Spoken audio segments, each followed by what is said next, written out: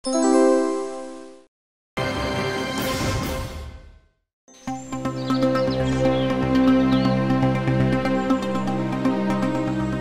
আসন আমাকে আজই শেষ করতে হবে।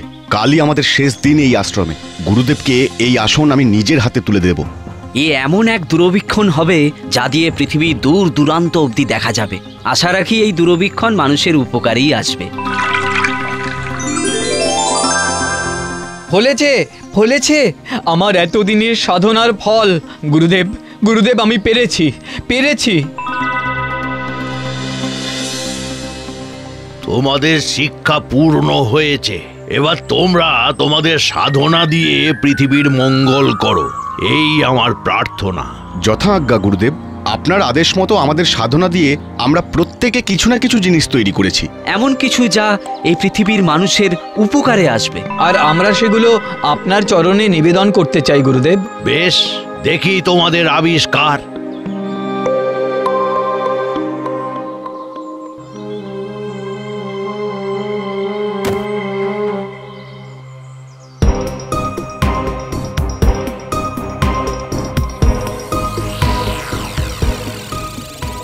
বৎসগণ, এইগুলির গুণাবলী শুনতে ইচ্ছুক আমি। গুরুদেব, এ এমন এক আসন যে আসনে চড়ে এক মুহূর্তে যে কোনো জায়গায় পৌঁছে যাওয়া যাবে। বাহ বাহ বাহ, বেশ বেশ বেশ।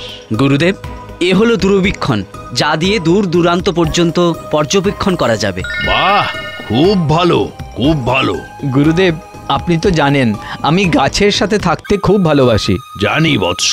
আমি চেষ্টা করেছিলাম এমন একটা ফল ফলাতে যা হবে আরোগ্য লাভের ঔষধ। এই সেই ফল যার একটি টুকরো মানুষের শরীরে গেলে যে কোনো কঠিন ব্যাধি থেকে সে মুক্তি পাবে এবং এ ফল কোনোদিন শেষ হবে না। বাহ বাহ বাহ, অতি উত্তম অতি উত্তম। একবার পরীক্ষা করে দেখতে চাই। যথাজ্ঞা গুরুদেব। আসুন, এই আসনে বসুন গুরুদেব।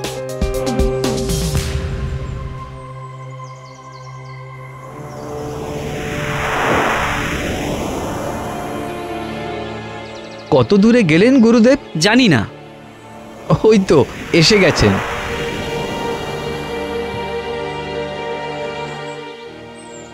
গুরুদেব, এবার আমার দূরবীক্ষণ পরীক্ষা করুন।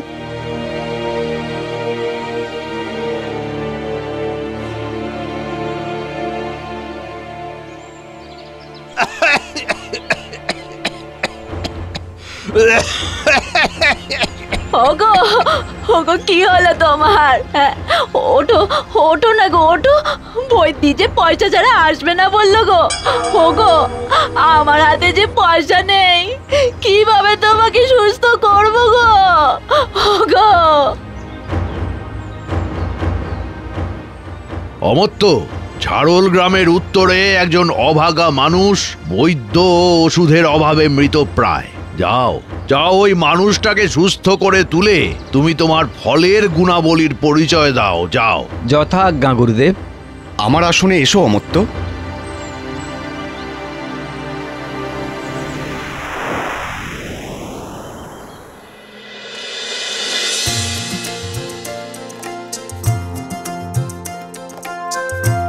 কে কে আপনি? আমি আমার গুরুদেবের আদেশে এই ফল নিয়ে এসেছি। এটা খেলে উনি সুস্থ হয়ে যাবেন। সত্যি? ওগো ওগো, দেখো গো, স্বয়ং ভগবান ওনাদের পাঠিয়েছেন গো। এই ফল খেলে তুমি সুস্থ হয়ে যাবে গো। এই নাও খাও দেখি, খাও খাও।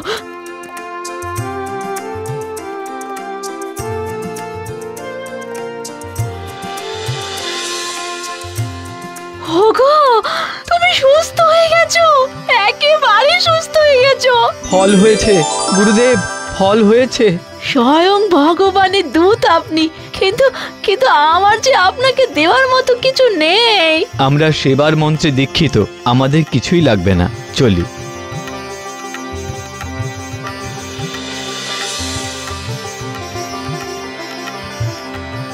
সত্যই তোমাদের শিক্ষা পূর্ণ হয়েছে। এবার তোমরা তোমাদের আবিষ্কার নিয়ে পৃথিবীর মানুষের উদ্দেশ্যে বেরিয়ে পড়ো, কেমন? যথা আজ্ঞা গুরুদেব, প্রণাম।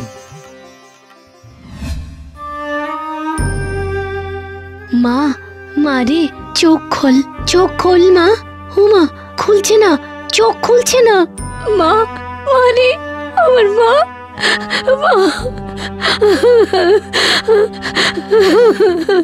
আহ রানী, কেঁদো না, কেঁদো না।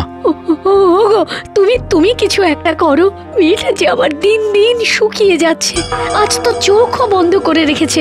ও আমার একমাত্র সন্তান। তোমার কেন রানী, আমারও তো ওই একই প্রাণের অধিক প্রিয় মেয়ে আলোকপর্ণা। জানি জানি গো জানি, আমার যে মন মানে না।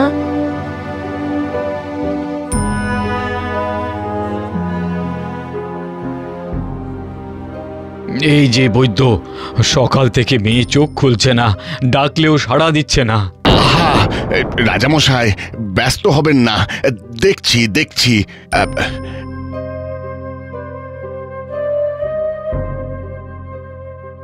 মা গো, কি কষ্ট হচ্ছে মা? কথা বল মা, কথা বল, কথা বল। রানীমা, রাজকুমারী ক্লান্ত, কথা বলার শক্তিও হারিয়েছে।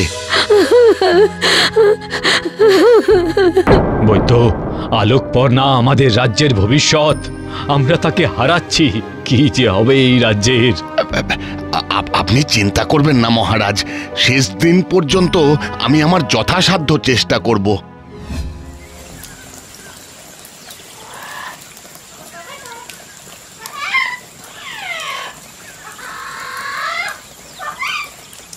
গুরু ভাই, কেউ যেন কাঁদছে মনে হচ্ছে। হ্যাঁ, কিন্তু মানুষের কান্না বলে তো মনে হচ্ছে না। একটু এগিয়ে দেখি নাকি? তোমরা কি আমার দূরবীক্ষণের কথা ভুলে গেলে? হ্যাঁ হ্যাঁ হ্যাঁ হ্যাঁ, ঠিক ঠিক ঠিক। ক্ষমা করো গুরু ভাই।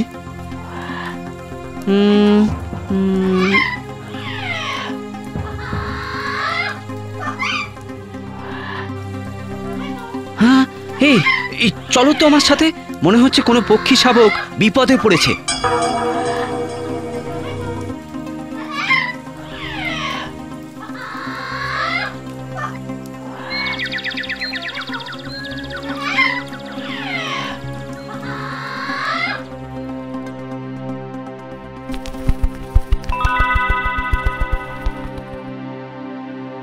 বেশ, তাহলে আমরা এবার কোন দিকে যাব? আমাদের আর দিক, তার আগে কিছু ভিক্ষান্ন জোগাড় করতে হবে, নইলে ক্ষুধা তৃষ্ণায় মারা যাব যে। আচ্ছা দেখো তো শরণ্য, আশেপাশে কোনো গ্রাম আছে কিনা।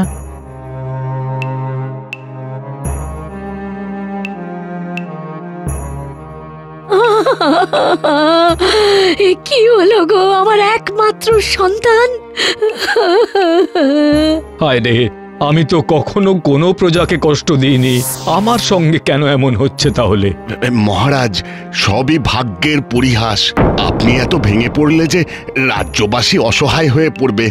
নিজেকে সংযত করুন মহারাজ। সেই রাজধর্ম বড় ধর্ম, সে তো আমাকে পালন করে যেতেই হবে। হায় হায় হায়, আমি স্বপ্ন দেখতাম যে রাজকুমারীকে বিয়ে করবে, সেই হবে এই রাজ্যের রাজা। সবই কপাল।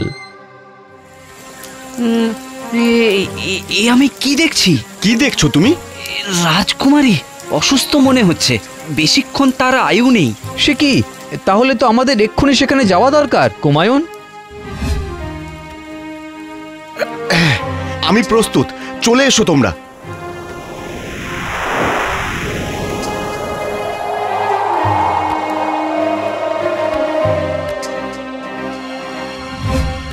মহারাজ, 3 জন যুবক এসেছেন।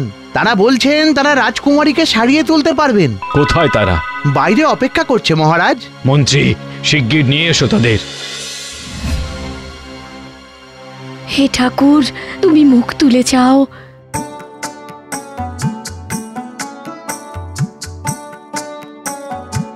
তোমরা আমার মেয়েকে সুস্থ করে তুলতে পারবে? হ্যাঁ মহারাজ, যদি পারো তাহলে তোমাদের অদেও আমার আর কিছুই থাকবে না।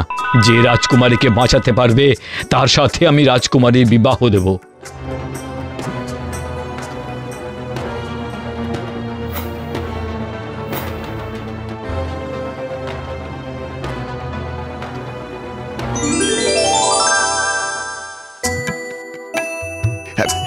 এ তো চমৎকার হয়ে গেছে মহারাজ।